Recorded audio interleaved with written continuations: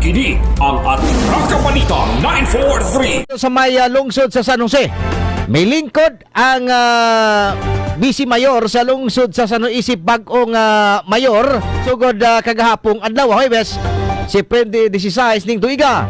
Nanumpa si Mayor Melnick Logroño isip bagong lokal nga local chief executive at ubangan ni Negros Oriental Governor Will Ragay Digamo. Human nga mikanaog sa pwesto si Mayor Sheila Ruiz.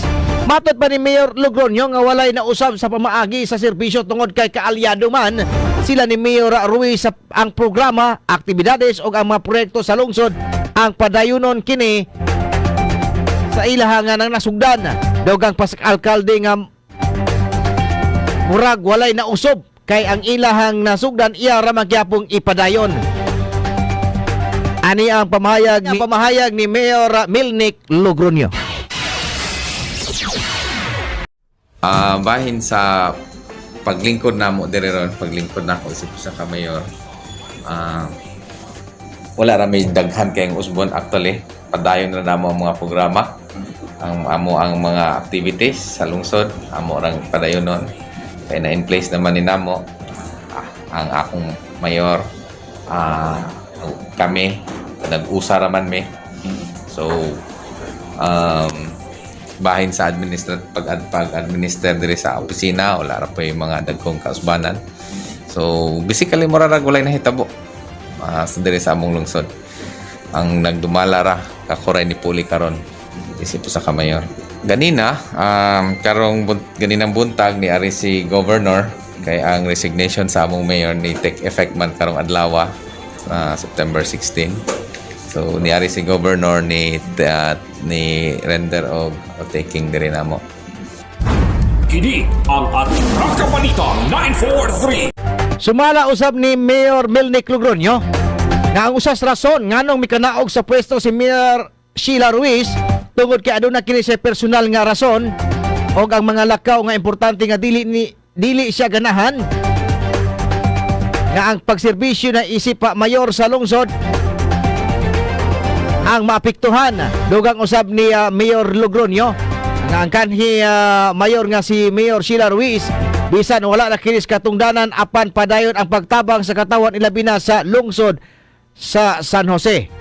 Aniya ang dugang pamahayag.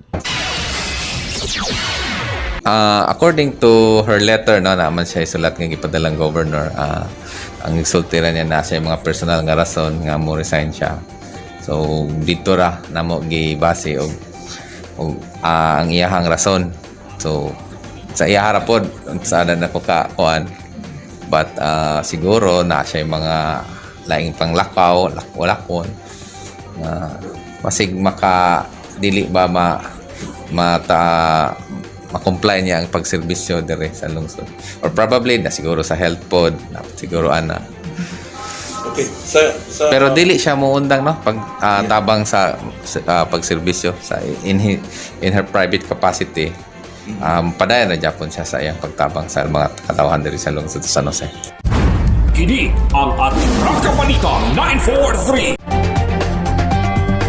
Tungod sa padulong naman ang pagduso sa sertipiko di kandidatura sa sunod bulan para sa sunod nga piniliay tuig 2022. Gusto sila sa ilang grupo nga mahimong Vice Mayor si Mayor Sheila Ruiz. Apan tungod kay adunay importante siya nga buhaton ang kanhi mayor apan magpadayon gyapon sa pagpangalagad sa katawan ang dugan niyang pamahayag.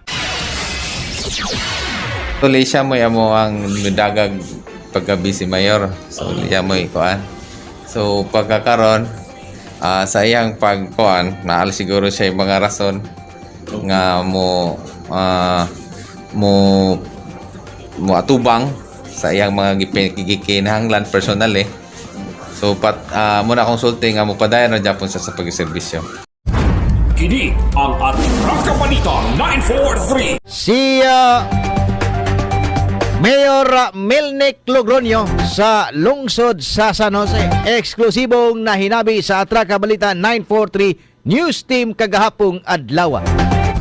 Kini ang Atraka Balita 943. Ang matag katawhan adunay katungod mahibalo sa nagkadaiyang isyu man nasyonal o lokal.